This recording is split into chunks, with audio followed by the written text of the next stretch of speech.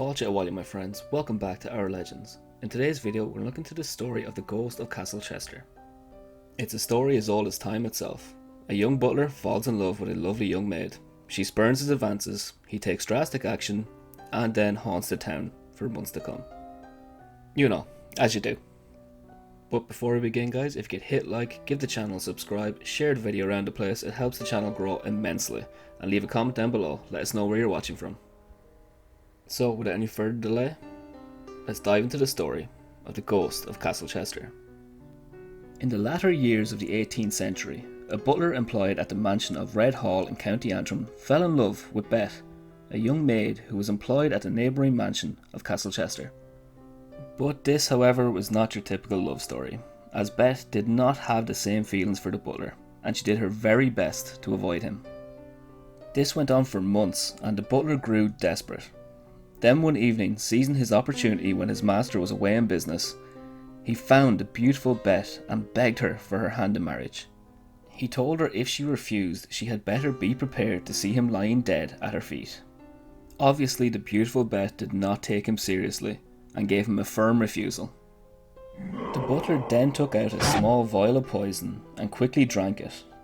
Beth began to scream as the poor fellow fell in the agonies of death right at her feet.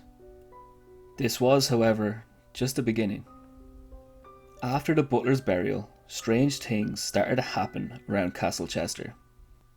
The following evening, one of the maids going to the well to fetch water saw the dead man standing beside the pat. As she approached, the apparition disappeared in a flash of fire.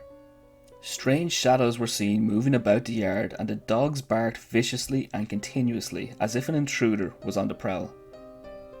That night, bangs and knocks were heard throughout the castle, so loud that it seemed every door was being repeatedly opened and slammed shut. Crockery was thrown about all over the kitchen, and some of the furniture was smashed to pieces. Everyone in the house was absolutely terrified, and eventually it was agreed that all the men would arm themselves, whilst the women would carry candles, and they would then make a search of the castle. The group of men and women slowly moved downstairs, but they had barely got a few steps before all the candles were blown out. The women started to scream, and one of the servant girls fainted. The bizarre activities continued for a couple more nights, and then a priest was called to the castle. He advised that the body of the butler should be dug up and reburied in the bed of a nearby stream, which was apparently the most effective way of laying a ghost to rest. Sure, we all know that. All was quiet for a few days. It seems the priest's plan had worked. But then, one afternoon, a farmhand went into Carrickfergus with a horse and cart. When he had not returned by midnight, several of his fellow servants started to walk down the castle drive, listening out for sounds of his return.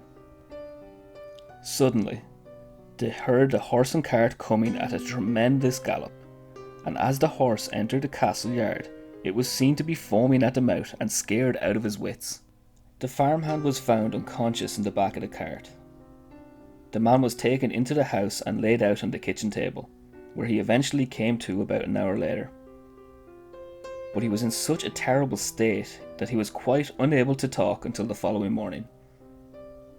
When he awoke the following morning, he told people that as he approached the stream that ran across the castle driveway, the dead man had appeared beside the cart and leapt up onto it beside him.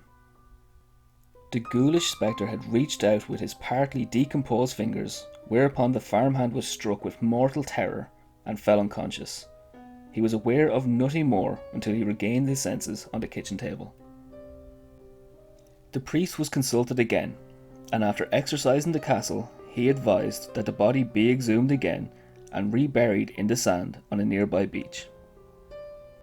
When the dead butler was laid to rest this third time, peace again returned to Castle Chester. And that is the story of the ghost of Castle Chester. So if you find yourself being turned down by the person that you love, probably best just to get yourself back on Tinder and maybe not go to the lengths that our poor butler went to.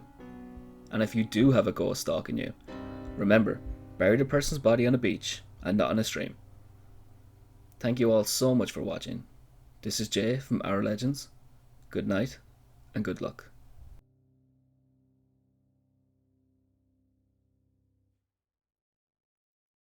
Mm-hmm.